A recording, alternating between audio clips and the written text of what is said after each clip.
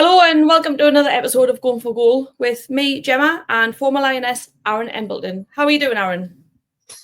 Well, Gem, I'm going really good considering that I thought that we were disappearing out of the competition and my heart fell through the floor. But It was yeah, shocking. it was a game that I don't think I've ever had so many emotions in. I was on the edge of my seat. I thought we're out about 3 times in the penalty shootout. And pure luck, we managed to stay in the game. So I'm happy on that basis. That's why I got funny, because the first episode you said luck didn't exist. So I'm glad that sprinkle and a luck's come alight.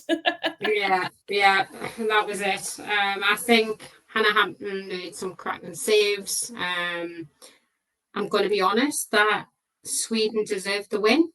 Yeah, they really did. They deserved the win. But it's not, on the day, it proves it's a difference between having a good team and a great team. The experience that we have shone through, and we do have penalty experiences in major tournaments. We've got huge experience in tournaments, and I think that massively helped. And winning the toss, when Lucy Bronze obviously won for us to have the first kick of the penalty, straight away I was like, yes, get in. Because everyone knows you always have an advantage, and there's a lot more pressure on the team that is going second with pens. Not that came much at the end, to be honest, when I went to sudden death, but generally that is the stance. The team that go first has got the bigger percentage of winning in a penalty shootout. So with the pens, obviously we'll go backwards. With the pens, like, I've never seen anything like it. Never seen anything like it. Honestly. Like, some of the penalties, like the Lauren James's, was so disappointing. Like, lackadaisical, she just strolled the ball, and it was like trickled to the keeper. I knew exactly, but the thing is, the keeper was diving way before to give herself a chance. Now, she'd done her homework because, as everyone probably noticed, she was checking her water bottle on different players. But one thing Lucy Bronze said herself was she realised that she was diving really early, and which was Flock. And she had a good game, don't get us wrong, apart from obviously, yourself, she missed her own penalty. But she was diving early, and that was catching us out massively because she was saving a majority of her penalties. I think there was 7 pens from ours and only 3 scored. And Lucy Bronze said when she was watching it, she could see the keeper diving way before on the run up. So hence why she said she was going straight down the middle, because she was going to move either way. But yeah, it wasn't just that. Obviously, that was what Greenwood missed. The list goes on. Like, when Lucy Bronze come, by that time I was so stressed, and I'm just shouting. I was literally screaming, just felt it, because when Lauren James walked up, you knew she was going to do one of these little fancy chips, and just by her stance, I was like, she's going to miss it. Yeah, you could just tell she was going to miss. By the time Lucy Bronze, I was literally ripping my hair up, just going, belt the ball, just belt it, because the faster you hit it, the quicker it's going towards the net, and the less chance they've got to move, surely. Like, I've never been in a penalty shootout, so it's easy for me to sit there on my sofa and go, just whack it. But it's the pressure in a situation, given, I haven't been part of a penalty shootout on a world stage, but I have been part of a penalty shootout in, like, WSL level. And it is very, very nerve-wracking. Although, you've got that confidence once you put the ball down. It's a bit like a chess game with the goalkeeper, and it literally is. It's psychology. They're staring you out, you're staring them out. In your own head, you're going, should I go left, right, or down the middle? Please don't miss. I can't miss. So, or you're going through all these emotions, and you can't change your mind when you're running up for a penalty, because it could cause you, the chances are you're going to miss because you've confused yourself. But yeah, it was poor, very, very poor. I was disappointed with the level of, striking the ball, the basics that they do every day, and they're professional players. And normally we've seen them in penalty shootouts previously in the last Euros and were phenomenal. I just think it was one of them games, you know, it was a coaster from the beginning. I mean, 1-0 down after a minute and a half. I was thinking, what is going on? I watched the back line absolutely get annihilated by Blankenstenius. Like, as pace was too much. Then as Lani was there, they were pushing up. I thought Russo was isolated, and then, you know, it was a miss kick, and it ended up where they were getting confused at the back. Jess Carter made the error, and then they were on the back foot, and it landed at Lonnie's feet, and she just put it in the bottom corner. I was like, wow, that was a minute and a half, and then the play after that was just in their favour because they had to run a play at that point, and I thought the bullying of us off the ball, and they were. Even at a point I seen Lucy Bronze hit one of the sideboards because she was being bullied off the ball, and that's Lucy Bronze who didn't get bullied, as everyone knows. Like, I seen her bounce off one of the sideboards and was like, this is bad, this, like, they've got a game plan and it's working. And then with the second goal in, again, another mistake. What own enemy, like, we made bad mistakes that were our fault. Like, they weren't the fact of Sweden. Don't get us wrong, Sweden were pushing and they were forced errors, but they were our errors. And I think, if nothing else that I said previously about the fact of Millie Bright being so solid at the back, I don't know what more evidence we can see from that, because we're so indecisive at the back right now, and everyone knows going forward a team at the minute. I'm feeling unsteady. I'm not feeling as confident as I normally am when we're going into competitions, Jem. But then, like, with Blackstenius, like, Leah Williamson trains with her, like, they play together, so she knows what she's going to do, and she did exactly what she does when she plays for Arsenal. Yes, she doesn't get as many minutes for Arsenal, but she does what she does all of the time. And Jess Carter could not keep up with her at all. Every time just passed. So then I think they swapped, didn't they? Williamson and Carter swapped. So then, because they kept playing, obviously they play more down their right-hand side, don't they? Yeah. Mm-hmm. And then, but it just wasn't clicking. It was, when you go 2-0 down before halftime, I was like, we're in serious big trouble here. You know, we had no possession, we're struggling. Even down with wings, Lauren Hemp was struggling. Like, she wasn't getting down the left, and I'm thinking, wow, this is getting bad. Like, I can't see a goal coming from anywhere because we don't have the possession. It was all Sweden, and the likes of Angeldal, again, she's world class. They've got quite a lot of good players, and like I say, they just went in the second ball a lot, and they played on Jess Carter, and they knew exactly what they were doing, and they just stuck Blankenstenius right on her, and wherever she was going, the ball over the top or the ball out alongside, she was just going to go shoulder to shoulder. Literally every time, straight past her. And I thought to myself in the first half, big problem now. Like, 2-0 down, we went in half time, and I was thinking Serena needs to change something fast. She needs to change. She needs to get Morgan on. She needs to take Jess Carter off. She needs to put the pace at the back, because come the second half, we'll be in trouble again. And we were at times, they had numerous chances. It could have been 4 or 5-0 up by 80 minutes. And then, as we're seeing the subs come on, Chloe Kelly came on, Beth Mead came on. Yes, 19-year-old, you know, big stage for her. First time in a huge tournament. She's still a kid, really. You know, 5 years ago, she was a ball girl standing in the stands for England. So it was a big stage for her to come on. And I thought, right, let's see what these subs can do. Is it too late? 80 minutes to change a game as a sub and be an impact sub, Jem, is like, you know yourself, it's very difficult because you haven't been in the game. But because Serena normally does, like, she's normally quite methodical. She does 60 minutes every time. At half time, I'm going, she just needs to, even if she just does one, she needs to do something half time. So she didn't. Then I had the and then it got to like 60 minutes, and they're not even warming up. And I was like, has she lost the plot? Like, and then it was late. And she brought 3 of them on at 70. She brought Adjaman, Mead, and Morgan on at 70.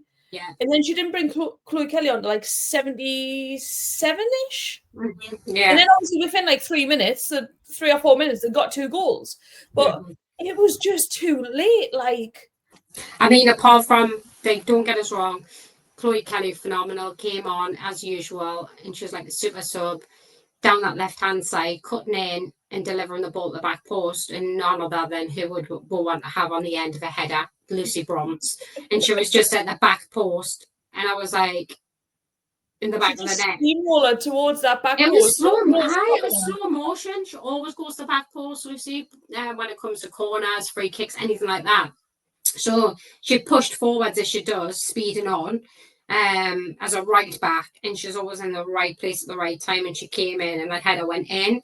Now at that point, I was thinking to myself, "We've got 9 minutes. 9 minutes. Can we do it?" The play has shifted now with us. The pressure, can they hold off, or can we get another one? And again, carbon copy minutes later. Kelly again. She did exactly the same. She turned inside, back, obviously, without crossed it in, danger area, and it bubbled about. I was thinking, what's going on here? And it did. It went between 2 or 3 of them, and it just dropped at Jamal's feet and side foot in the back of the net. But we were very lucky, Jamal, really lucky. She didn't know what to do. She wanted to celebrate, but she didn't, and she was just like, I think it was just shocked, like, I can't believe it's gone in. No, and it's like, fair play to the last, do you know what I mean? Like, she's, like I say, she's just a Ben, really, and she's only made 3 appearances and scored 2 goals. I mean, that's a ratio and a half. Like, it's shown her potential, and for the future, she's going to come in and she'll be, up front for England permanently at some point in her career when Russo and that moves on, but you can see it's great for her to give us some experience on a massive stage, and we really needed to change something up.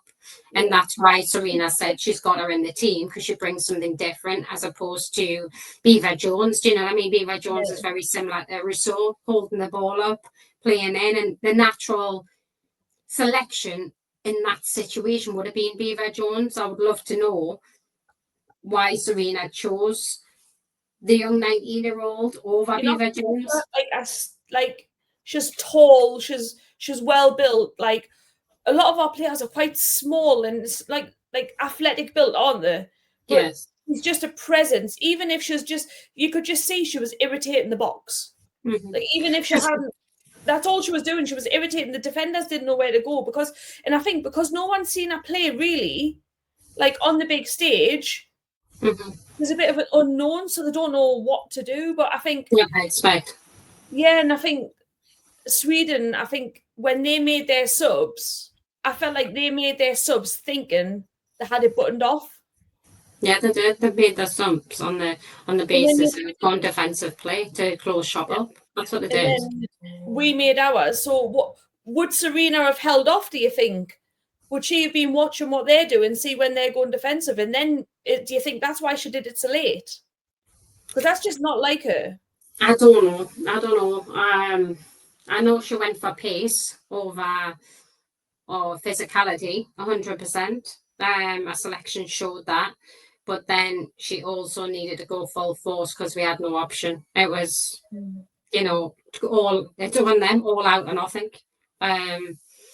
Which took obviously to 2-2. And I was like, oh my word, like I haven't seen a game like this. Like it was all them. And we pulled the 2 goals back very late on and not seeing the team we're used to seeing. But again, like I'm saying, Gem, and I've never felt from the first game in the group, group stages, that the back line have looked like unsettled from the first game. They really have. Then we haven't looked comfortable in this tournament at all yet.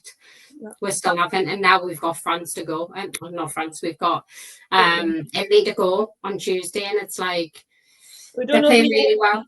They're keeping tight-lipped about that. Yeah. And then then you think, what? So they're gonna, you drop Williamson out and put don't know, do you put Morgan in and put her in Greenwood centre? I don't think it's going to be strong enough. And I mean, they are being very, very the comments afterwards in the press conference, they, to Leah diverted from answering the question. And then Serena's been asked since then, and again, she categorically said that she wouldn't comment, which kind of tells me, or gives us an indication that there is an injury there, and she just doesn't want to say, to preempt and obviously give anything away to Italy, which I get, you don't Unless want them listen setting up them. shop.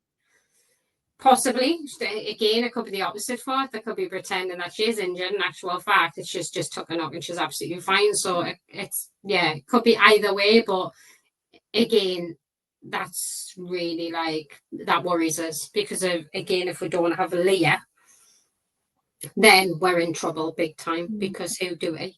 Morgan, don't get me wrong, we put Morgan in, like you say, shift across Greenwood, but we need something stronger when we're starting to get there. Italy, I think Italy's done very well, the best they've done for 20 odd years, I would say, and they're on the best run of their lives, and their captain scored twice in the last game and just plays up front, quality player. Do I think we're stronger than Italy? 120%. Do I think that Sweden are better than Italy? I do. Yeah, I do.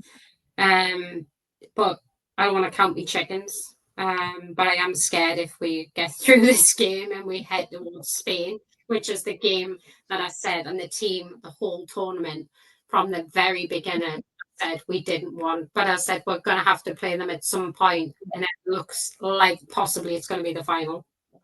So with Italy, so the captain is Girelli. She scored twice, and one was when she scored the header, like in that last minute. Like I thought, I was getting ready to go make a cup. I was like, nice, wear them out. Whoever we're going to play, wear them out. And then literally like the last minute, and I was like, oh my god.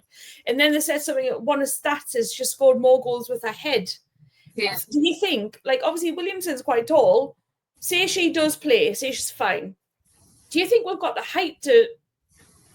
No, because again, the Sweden game showed that we're missing the big missing puzzle to all of this is Millie Bright, and we can't get away from it because she's very dominant in the air. She wins everything at the back in the air. Now we've realised when you've pulled Millie out the equation, it's only left. It's shown how vulnerable we really are without that. And I know we've got to get on with that because she's not here in the story. But how do we combat that? And I don't know right now. I don't think we've got a centre half that can come anywhere close. And but even like for set pieces, we haven't even got anyone that has that height and that. You know what I mean? No one will muscle her out the way at all. I think it's shown that after this tournament finishes, that Serena's going to have to go away, and depending on Millie, whether she comes back into the squad and she's in a better place and all of this, or what happens, we need a backup for that position because we haven't got the depth there. That normally I'm sat here saying we've got the biggest strength team in any tournament and experience, because generally that is the case. But from what I've seen in this tournament, I think we're lacking a few areas, but we'll have to see. But it does worry us. Anything going in the air, going into the box, whether that's a free kick, whether that's a corner, unless Hannah comes out and claims it, then who have we got that's going to go in there and clear the ball? And right now there's no one dominant enough to do that. We don't have the height. We used to have Jill Scott in there. You had Millie in there. You had tall players going on. We don't have that anymore. So we need some taller players. Hi, we need to stretch a few. We're just sending the scouts out. Like it needs to be 5'10" plus, Yeah. You ticky boxy. Sorry, you're very good, but you're not tall enough yet. Yeah. Well, the centre halves though, you expect, centre halves are very dominant in the air. That's why they are a centre half. They tend to be quite tall, very physical. They're there to knock everyone out the way and clear a ball. And we do have that person just not here right now, and I think that showed massive gaps and areas that we need to focus on as an international team after this tournament, and how we close that gap, and or who she brings in to help with that role. Yeah. But yeah, midfield, I feel Kira Walsh she was non-existent in the game. Like, we play through Kira to deliver, and she's a magician with a ball, and she'll put balls in between the back two for Russo to run onto.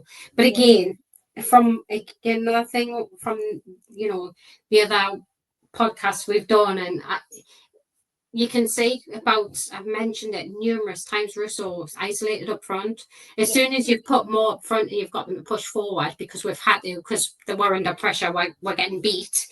You've seen they've been able to close them down at the back, win possession, force errors, what Sweden were doing to us. But I feel still sticking with the same formation, it might be working on paper because we've scraped our way through, but have we been comfortable? Not really.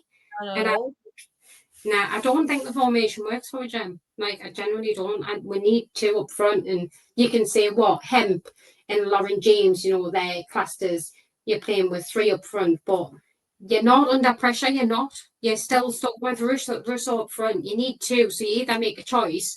You put Lauren James as a centre forward with Russo. You put someone with pace up front with Russo. But I do feel solidly you need two up front, because them two work together. They pile the pressure on the back four or back three, depending on who you play. Force them errors. We win more possession. We have a lot more possession when we played a different formation, and that's for sure. Historically, if we look back, and I think that's the missing piece. We're missing a big player, and we are not playing the correct formation, I think, for our team right now. So obviously we're playing Italy, and then on the other side you've got Spain against Germany. Yeah, that's going to be a good match. I feel like I'm glad it's Germany, not us. Like, watching them last night. Yeah. Like, for them to go down to 10 men after 13 minutes and manage to, I don't know, somehow drag themselves through that match. Always wants Germany to beat Spain, but I think she had a red card, so she's going to miss it. The captain went off in the first match. The defense is just weakening match by match. You know what I mean? I don't think they've got the strength to do it. I mean, either way, whoever we're up against, it's going to be a very interesting game, and the likes of, Berger playing out with her skin like she does, and she is a world-class keeper. You've got two totally different styles of football, and I don't know if Germany are going to go into the game and try and do what Sweden did to us and bully Spain, because technically Spain are the best international team in women's football out there right now. So skillfully, they will run rings around Germany, but if Germany's got their head screwed on, they'll do what Sweden did to us, and they'll literally be very physical. I think that's the only way the Germans have got a chance of winning this game. They're very strong anyway, but when you're coming up against the same as us, we're coming up against Spain, you've got to do something different, because if it's just going down to ball control and ball, going forward, using everyone, playing your midfield in, playing your forwards in, they're the strongest out there right now. Mm-hmm. But so with Spain, Switzerland, the first half, Spain was so frustrated. But I was going why can't Spain score? They just could not score. Obviously they missed 2 penalties in the match. Mm-hmm. This tournament, how many penalty misses does it want to be this tournament? It's just been crazy, the amount of misses. And I think, it's easy for people to say, someone should put that away, or someone should put that away. But when you've got as much pressure as you have, they're playing for their countries, they're wearing their heart on their sleeves, literally. It's emphasized more than anything. So the more you're telling yourself you don't want to miss something, the more you're going to miss it, because you're under so much pressure in club football. don't get us wrong, you're on, you don't want to miss anything, but in a penalty shootout, you don't have the same outcome of, say, for example, what you're working towards. It's not a Euros international tournament. It's a club football game, so the pressure isn't as big. It's colossal when you're playing at that level. So I don't know whether it's been, well, it can be a lack of practicing, because I've heard they were practicing a lot of penalties. Well, our team was England. Not sure about other teams, but I think it could be, the environment around them and in the competition they're in. Millions upon millions in every country's watching it. So yeah, that's down to the individual and how they can handle pressure, whatever they're going to do, a free kick or penalty. Yeah, it just seems like one after another, just miss. It does. It does. It really does. But again, you can practice all you like, and you can spend hours upon hours with your team practicing penalties. But when it comes here in the middle of a quarter-final penalty shootout, that goes out the window. But it is all about psychology. Like, yeah, I don't know if you heard on some of the interviews in Serena saying that, like, we practice way before the tournament. And it really comes down, it's more than just, it's psychology. Lucy Bronze said it, I think, in an interview with Jill Scott, connected by EE. And it's true, it really is. It's a game of sportsmanship, who's going to put the other one off, eye contact, where you place the ball, everything. How the keeper comes towards you just to put you off, and then he'll go back and stand on the line for the referee to go get back. Like, it's all part of gamesmanship to put you off, and all of that happens on a world stage. Yeah, literally. So do you think, like, every camp, so they haven't got a tournament, they've just got a couple of friendlies coming up or whatever, would you say they practice penalties every camp just to sort of get in that habit, or is it more when it's coming up to tournament football, or is it something, even like a club level, is it something you would do regularly? Yeah, if you've got big games coming up, and you're, in the latter stages of a cup, for example, yeah, you can't go wrong of practicing penalties. And within my career, we did practice penalties a lot. So at the end of training sessions, like, the coach would say, we'll do a penalty shootout. And that's just practice for if that instance comes up. But international level, the chances of it coming up is quite high, because the level of football is so close and there's such small margins to win games. So the likelihood is, in a tournament, you are going to hit a penalty shootout. So yeah, internationally wise, they will practice them very frequently leading up. They'll have all their players picked automatically, who they know is going to have it, and they'll just double check when the final whistle goes of extra time, for example, and they group together and they've got like 5 minutes really. England know what players have taken a penalty. They just need to double check, are you still okay to take a penalty? Because that's already boxed off way before that game. It's unless someone goes, actually, I don't want to take a penalty, and they go with somebody else. But other than that, that's probably not going to happen. The same players will say yes to it, and the same players did say yes to it and ended up taking them, and then you've got your ones for sudden death after that. So obviously you're saying England, like, obviously you see it happening, don't you? So with the Sweden one, would that keeper have been number 5? Or did that keeper go, I want to take this penalty? Because that was wild. Like, I know Berger, when Germany had their shootout, Berger took, I think it was a 4th or 5th penalty, but that's not uncommon. Like, quite often you see her. Yeah. And I know Hannah Hampton said, like, I've got nothing on her. It was literally like I had to go on my instincts, because she's never took a penalty. Like, I've never seen her take a penalty. We had no information at all. Yeah. That was just wild. And I was sitting there going, if she scores this, literally she's saved that many, and she scored, like, she is going to be like the hero. You know what I mean? And then obviously she decided to play rugby instead of football. I think that's been off the cuff, because I think the player that was originally going to take that penalty, for whatever reason, I don't know if that original penalty taker was Aslani. She went off injured. But you still had forwards on the pitch that hadn't took penalties. You did, but believe it or not, in a squad of players internationally, club level, you know, the people that you think would take a penalty as centre forward that scored 20 goals a season necessarily say, I don't want to take one. And it's crazy to think, and you think, but genuinely, some players just go, I'm not taking one. It didn't matter to me. I was the first to say, yeah, I'll take 100%. But some people really don't want to take one, and they'll say, if it goes to a penalty shootout at them, I don't want to take one. I'm too uncomfortable. So for me, I think Asllani was meant to take that penalty.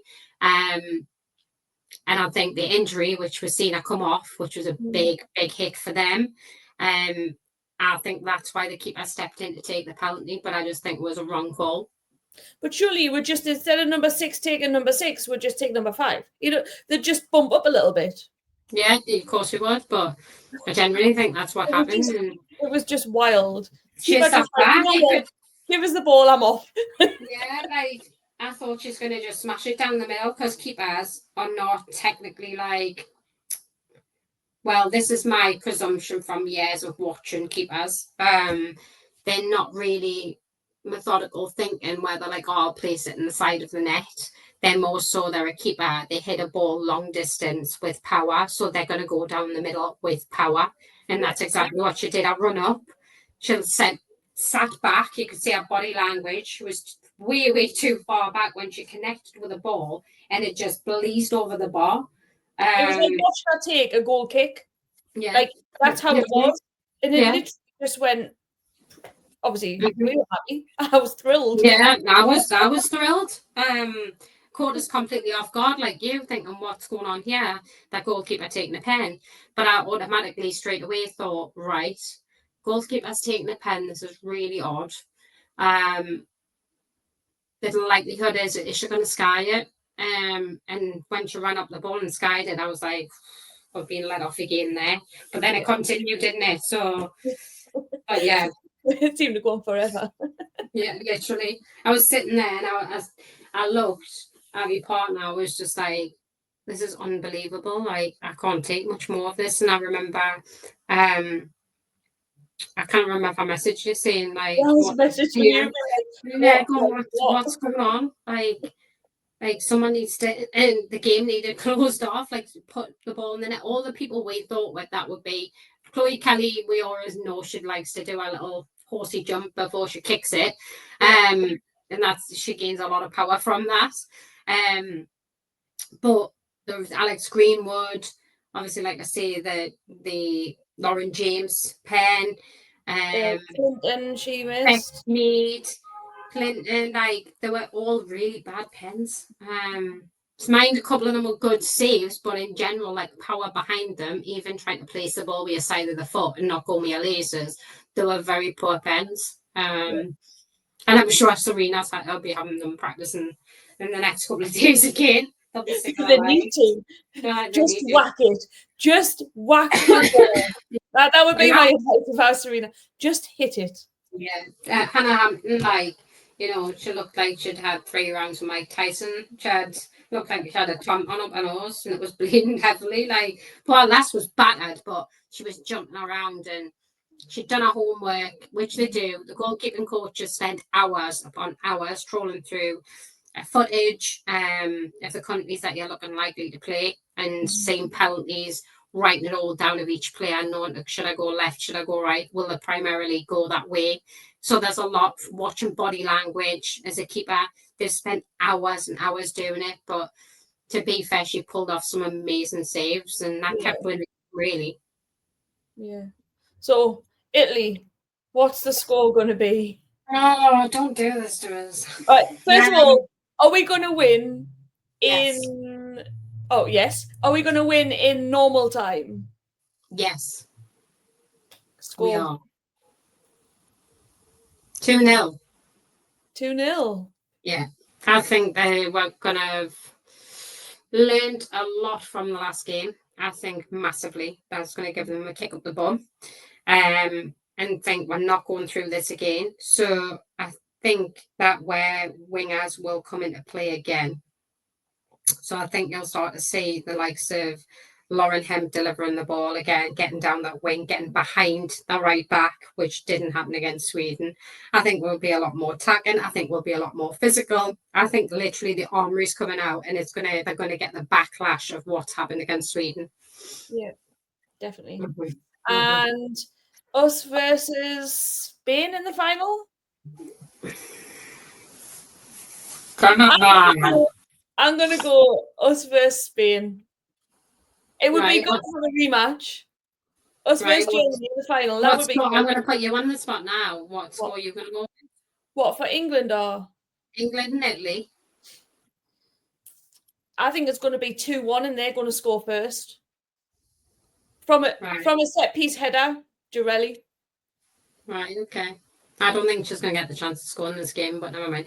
And then if we get through and score goes as we planned, Spain. Yeah, I don't think Germany have got the strength. It would be good to have a rematch final, wouldn't it? 2 off the belt and beat them twice.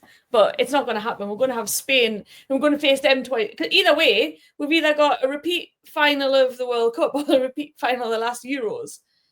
And obviously, we know how the World Cup went, so we need to get exactly.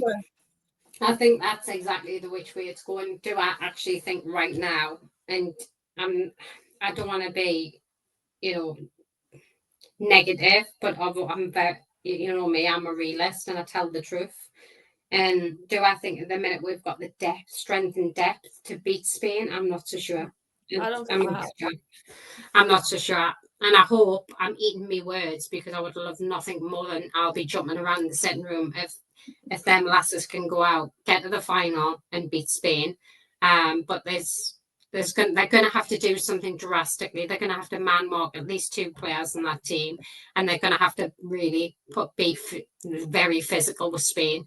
And that's just to kind of draw level with them as such. And it's for at least 90 minutes. Like, have we got it in where to do that for that long? Because like Switzerland put pressure on them and frustrated them for 45 minutes. Yeah. And when Spain come out after half time, they were like, right, we need to sort this out. And you could see they just switched another gear. Like, they just go through the gears, don't they? And I just don't think we've got it in with to do it against Spain. So we need Germany to turn them over, and then we beat Germany in the final.